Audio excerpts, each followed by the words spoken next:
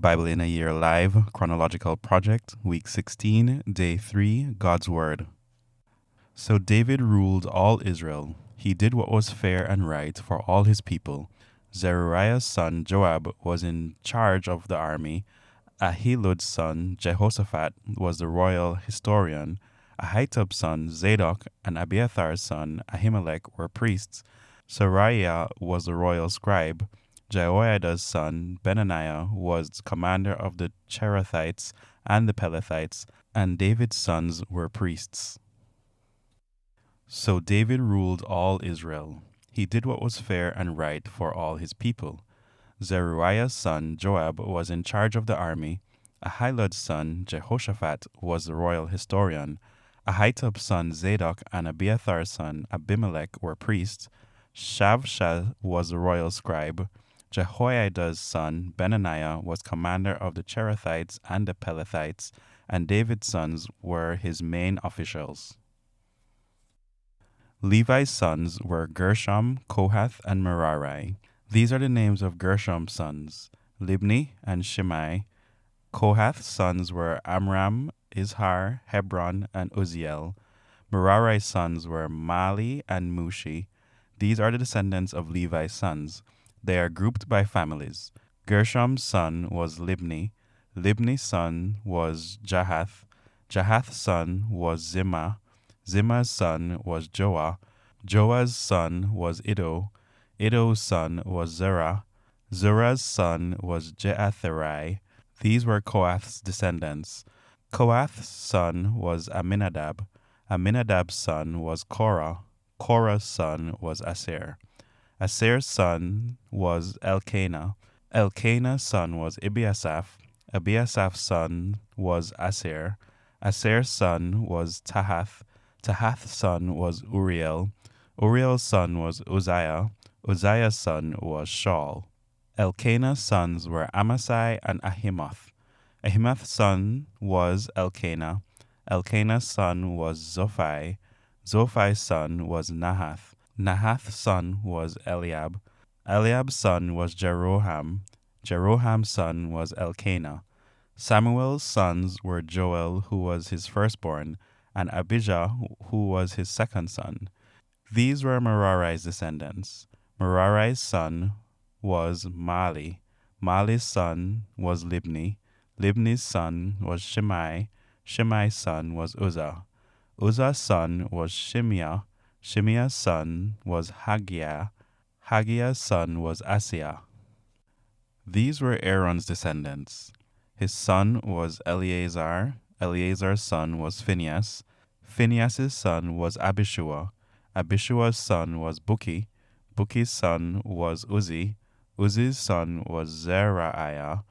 Zerahiah's son was Meraioth. Meraioth's son was Amariah. Amariah's son was Ahitub. Ahitub's son was Zadok, and Zadok's son was Ahimaaz. David put men in charge of the music in the Lord's temple after the ark was placed there permanently. They served as musicians in the courtyard in front of the tent of meeting until Solomon built the Lord's temple in Jerusalem. They performed their duties according to the regulations set down for them. These are the men who served. Their descendants also served. The musician Heman was from Kohath's family line. Heman was the son of Joel, who was the son of Samuel, who was the son of Elkanah, who was the son of Jehoram, who was the son of Eliel, who was the son of Toah, who was the son of Zuph, who was the son of Elkanah, who was the son of Mahath, who was the son of Amasai, who was the son of Elkanah, who was the son of Joel, who was the son of Azariah, who was the son of Zephaniah, who was the son of Tahath, who was the son of Aser, who was the son of Ebiasaph, who was the son of Korah, who was the son of Izhar, who was the son of Kohath, who was the son of Levi, who was the son of Israel. Heman's relative Asaph stood on his right. He was the son of Berechiah, who was the son of Shimeah, who was the son of Michael, who was the son of Beasiah, who was the son of Malchiah, who was the son of Ethni, who was the son of Zerah, who was the son of Adaiah, who was the son of Ethan, who was the son of Zimmah, who was the son of Shimei, who was the son of Jahath, who was the son of Gershom, who was the son of Levi. On the left was Ethan, one of Heman's relatives, descended from Merari.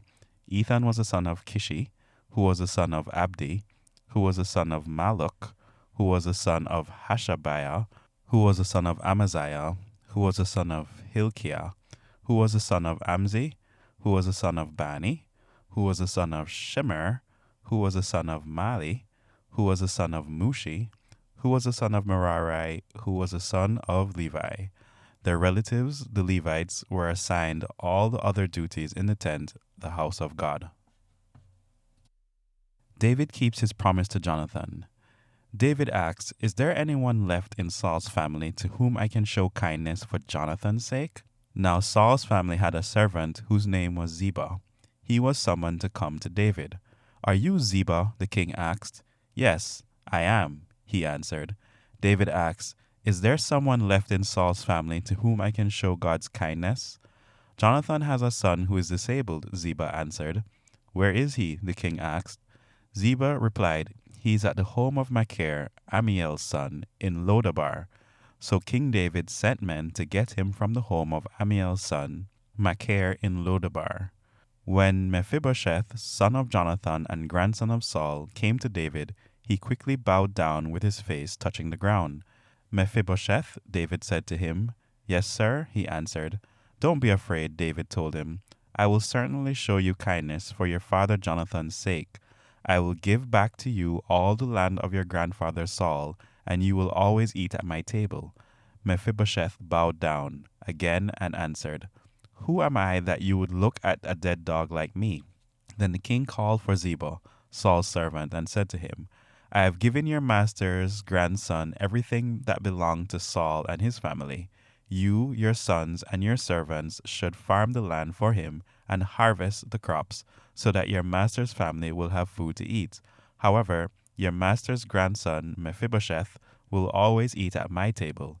Ziba had 15 sons and 20 servants. Ziba responded, "I will do everything you've commanded, your majesty." From then on, Mephibosheth ate at David's table as one of the king's sons. Mephibosheth had a young son whose name was Micah. Everyone who lived at Ziba's home became Mephibosheth's servant. However, Mephibosheth, who was disabled, lived in Jerusalem.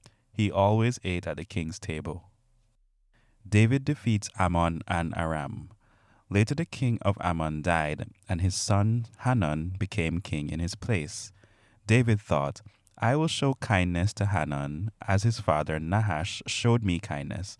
So David sent his servants to comfort Hanun after his father's death. But when David's servants entered Ammonite territory, the Ammonite princes asked their master Hanun, "Do you think David is honoring your father because he sent men to comfort you? Hasn't David sent his men to explore the city, spy on it, and destroy it?" So Hanun took David's men, shaved off half of each man's beard, cut off their clothes from the waist down, and sent them away. After David was told what had happened, he sent someone to meet them because they were deeply humiliated. The king said to them, "Stay in Jericho until your beards have grown back, and then return to Jerusalem." The Ammonites realized that they had made themselves offensive to David, so they hired the Arameans from Beth Rehob and Zobah, 20,000 foot soldiers, the army of the king of Maacah, 1,000 men, and the men of Tob, 12,000 men. After David heard about this, he sent Joab and all the elite troops. The Ammonites formed a battle line at the entrance of the city gate, while the Arameans from Zobah and Rehob and the men from Tob and Maach remained by themselves in the open country. When Joab saw he was under attack in front and behind, he took the select troops of Israel and organized them for combat against the Arameans. He put his brother Abishai in charge of the rest of the troops. Abishai organized them for combat against the Ammonites. Joab said, "If the Arameans are too strong for my troops, be ready to help me. And if the Ammonites are too strong for your troops, I'll come to help you. Be strong. Let's prove ourselves strong for our people and for the cities of our God, and the Lord will do what he considers right." Then Joab and his troops advanced to fight the Arameans, and the Arameans fled. When the Ammonites saw that the Arameans had fled, the Ammonites fled from Abishai and went into the city. So Joab stopped his campaign against the Ammonites and returned to Jerusalem. Realizing that Israel had defeated them, the Arameans reassembled their troops. Hadadezer sent messengers to get Arameans from beyond the Euphrates River. The Arameans came to Helam with Shobak, the commander of Hadadezer's army, leading them. When David was told about this, he assembled Israel's army across the Jordan River and came to Helam. The Arameans formed a battle line against David's troops and fought him. The Arameans fled from Israel, and David killed 700 chariot drivers and 40,000 horsemen. David struck Shobak dead. When all the kings who were subject to Hadadezer saw that Israel had defeated them, they made peace with Israel and became their subjects, and the Arameans were afraid to help the Ammonites any more. David defeats Ammon and Aram. Later, King Nahash of Ammon died, and his son became king in his place. David thought, I will show kindness to Hanun because his father Nahash showed me kindness. So David sent messengers to comfort Hanun after his father's death. But when David's servants entered Ammonite territory to comfort Hanun, the Ammonite princes asked Hanun, Do you think David is honoring your father because he sent men to comfort you? Haven't his servants come to explore, destroy, and spy on the country? So Hanun took David's men, shaved them, cut off their clothes from the waist down, and sent them away. After people told David what had happened to the men, he sent someone to meet them because they were deeply humiliated. The king said to them, Stay in Jericho until your beards have grown back, and then return to Jerusalem. The Ammonites realized that they had made themselves offensive to David, so Hanun and the Ammonites sent 75,000 pounds of silver to hire chariots and horses from the Arameans in upper Mesopotamia, Maacah and Zobah. They hired 32,000 chariots, and the king of Maacah with his army. They camped near Medeba. The Ammonites gathered for battle from their cities. After David heard about this, he sent Joab and all the elite troops. The Ammonites formed a battle line at the entrance of the city, while the Arameans from Zobah and Rehob and the kings who had come remained by themselves in the open country. When Joab saw he was under attack in front and behind, he took the select troops of Israel and organized them for combat against the Arameans. He put his brother Abishai in charge of the rest of the troops. They organized for battle against the Ammonites. Joab said, If the Arameans are too strong for my troops, be ready to help me. And if the Ammonites are too strong for your troops, I'll help you. Be strong. Let's prove ourselves strong for our people and for the cities of our God, and the Lord will do what he considers right. Then Joab and his troops advanced to fight the Arameans, and the Arameans fled. When the Ammonites saw that the Arameans had fled, they too fled from Joab's brother Abishai and went into the city. So Joab returned to Jerusalem. Realizing that Israel had defeated them, the king sent messengers to get other Arameans from beyond the Euphrates River. Shofak, the commander of Hadadezer's army, led them. When David was told about this, he assembled Israel's army, crossed the Jordan, and confronted them. David formed a battle line against the Arameans, and they fought him. The Arameans fled from Israel, and David killed 7,000 chariot drivers and 40,000 foot soldiers. David also killed Shofak. When all the kings who were subject to Hadadezer saw that Israel had defeated them, they made peace with David and became his subjects, and the Arameans were no longer willing to help the Ammonites.